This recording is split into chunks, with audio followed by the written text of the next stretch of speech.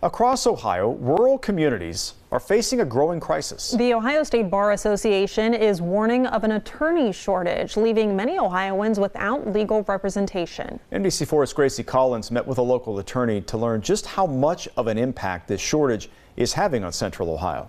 The Ohio Bar says the ideal ratio is one attorney for every 700 residents. Franklin County is the only county in Central Ohio to meet that criteria.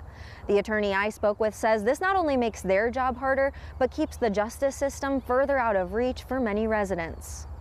I represent clients primarily in our rural counties, and so it has become very apparent that there just aren't enough attorneys to help the folks who are living in those counties. Sandra Bryson is an attorney with Legal Aid of Southeast and Central Ohio. They provide free legal help to veterans and low-income residents. She says the shortage is being felt with a much higher demand.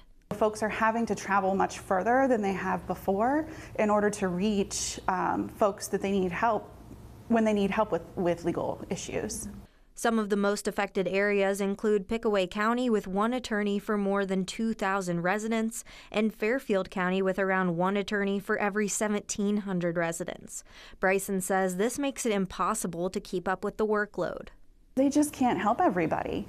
And you know, that's something that we see at LASCO. There's a larger need for our services than what we're able to meet. The Ohio Bar says the problem may get worse before it gets better because many of the attorneys in these communities are nearing retirement. There's just not newer people coming in to replace them.